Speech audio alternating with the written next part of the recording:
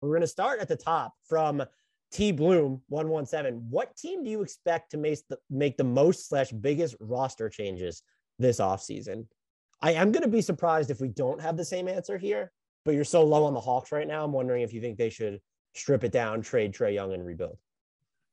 I'm curious where you're going with this, because I don't know that there's a super obvious answer, just because player movement has been so wildly unpredictable over the last few off seasons. But like the Lakers feel like the obvious candidate just because of all the tumult that has been affecting that organization. And you know, it might have reached a point at which they're going to attach assets just to move Russell Westbrook.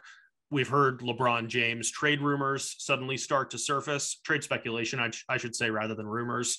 The rest of the supporting cast is just going to be ripped to shreds because it should be. It feels like anything is on the table for the purple and gold this offseason. So to me, they stand out as the number one choice, but I've given up on trying to make these predictions so early, because with players requesting trades, demanding trades, saying they're going to sit out, with so many blockbuster moves happening all the time, it feels like any organization could go in wildly different directions at any point in time. That's a good point. Also, free agency has changed to where it's happening not in free agency, really, for the most part now. I will say, though, it is the Lakers for me as well. And it's not just the Russell Westbrook element, but the roster is built like a placeholder. They have, let's just go and assume Westbrook picks up his $47.1 million player option. Controversial. I know, maybe he declines it. Let's also assume that Kendrick Nunn picks up his player option after not signing or after not playing yet this season. They have 5 players under guarantee contract for next year. I'm assuming they'll bring back Austin Reeves. Okay, there's 6. That's 6 players under guaranteed contract next year. I don't think all their 1-year guys are going to be back.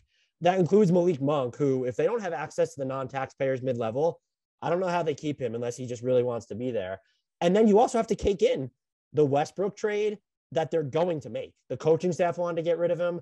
They're going to have first-round picks to trade. And we'll actually pivot, since we're on the Lakers now, to a Twitter question in a second. But I think they're kind of the clear answer. And I look at sort of the rest of the league, and I know there are always teams that you can spot sort of, oh, there's definitely going to be some real blow up happening here.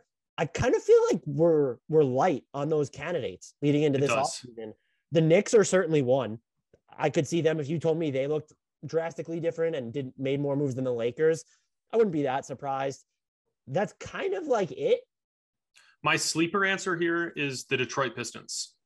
I think that given how good Cade Cunningham has looked now that he's healthy, and we've also seen strides from Marvin Bagley, from Killian Hayes, from Sadiq Bey, they could make a move to accelerate the timeline in a way that drastically shifts the makeup of this roster. I don't think that they're going to come close to totally blowing it up, but we could feasibly see like 3 different starters and a host of new backups for a team that's trying to immediately push up the Eastern Conference standings. I was also going to say the Magic have that vibe a little bit, just because there's so many different, they still have like Terrence Ross, maybe you look at moving him. You also have Mo Bamba entering restricted free agency, but they have so many just like guys who are worth looking at that I could see some upheaval there.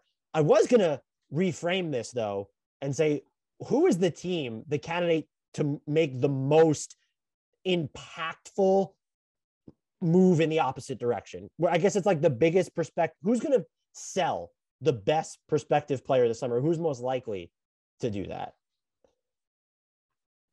I feel like it's still Washington, either with Kristaps or Bradley Beal, because to me, that organization it continues to be a mess without any cohesive sense of direction.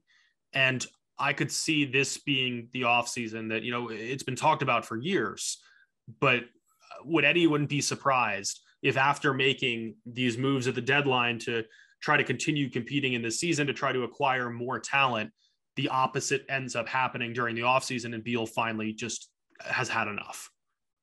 They are probably the correct answer.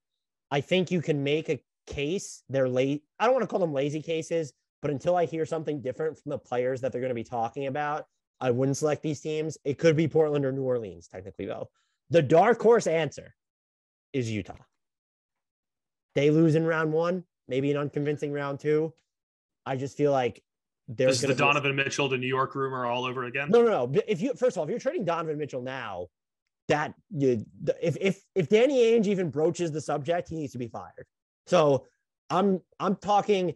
Do they decide to retool or rebuild around Donovan? Do they look at just moving Rudy? Could this be a situation where they move Mike Conley and Rudy Gobert? Their playoffs to me are going to be defining because either they've made it so far, and I would argue it's probably the finals is the only thing that really inoculates them against any sort of major change, or they've lost in round 1 or 2.